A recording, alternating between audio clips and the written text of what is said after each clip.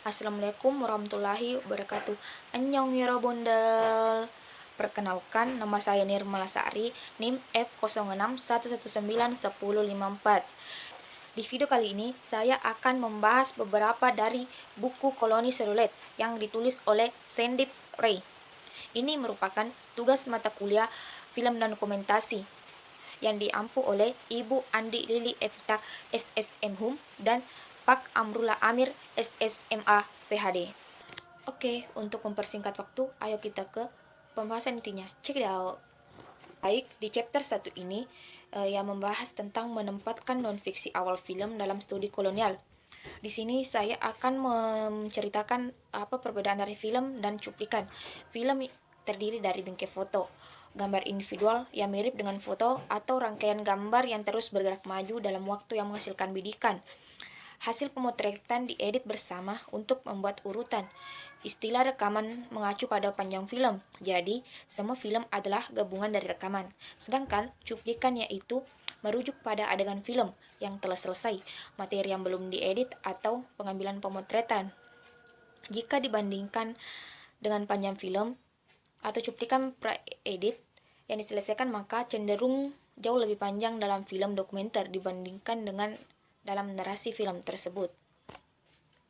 Selanjutnya yaitu kategori film. Di sini saya membagi 3 kategori film dalam chapter 1 ini. Yang pertama yaitu film fiksi.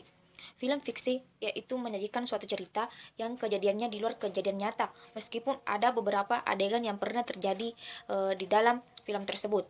Kedua, film dokumenter adalah film yang mendokumentasikan kenyataan. Film ini bisa seperti sebagai vlog-vlog, travel, dan lain-lain. Yang ketiga, yaitu film propaganda. Film ini berasal dari tengah evolusi dan aktualisasi untuk dokumenter, dan termasuk dalam film non-fiksi. Oke, sekarang ke bab 2, yaitu ketidakjelasan dan rehabilitasi koleksi film propaganda di Hindia Belanda. Di sini ada dua tokoh yang sangat berpengaruh, yaitu tokoh ini membentuk sebuah lembaga yang bernama Institut Kolonial. Institut Kolonial didirikan oleh Kramer dan Hubbard pada tahun 1910. Merupakan lembaga yang melihat pembuatan film menjadi cara yang menjanjikan untuk memberikan bukti visual tentang keadaan jajahan, serta sarana untuk membujuk warga sipil di Belanda agar bangga dengan perkembangan di Hindia Timur. Lembaga ini bertujuan untuk mengumpulkan data dan menyebarkan pengetahuan tentang koloni. Meskipun lembaga ini tidak bertahan lama, dan sekitar pada tahun 1920-an lembaga ini memberhentikan produksinya, namun tetap memutar film-film yang pernah dihasilkannya. Selanjutnya, saya akan membahas tentang sumber film-film propaganda Belanda. Yang pertama, catatan institusi kolonial. Dengan catatan ini, kita dapat menguak informasi tentang perincian hampir setiap diskusi dan setiap pemutaran film. Yang kedua, yaitu melalui surat kabar. Surat kabar menjadi media cetak terkemuka pada saat itu, baik dari Belanda maupun Hindia Belanda, juga dapat memberikan beberapa wawasan mengenai perkembangan film di masa itu.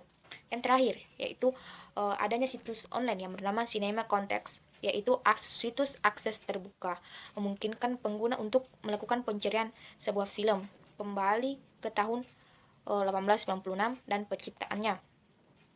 Situs web ini berisi banyak informasi tentang pemutaran film pada masa itu. Karena tadi kita sudah membahas tentang apa itu institut kolonial, siapa tokoh-tokoh di baliknya, apa yang dihasilkannya, sekarang saya akan membahas tentang bagaimana kemunduran institut kolonial itu bisa terjadi. Pertama, setelah akhir 1920-an, film-film ini jarang diputar karena institut ini tidak memiliki dukungan organisasi untuk penyebaran film komersial skala besar. Institut ini merupakan institut buatan swasta ya.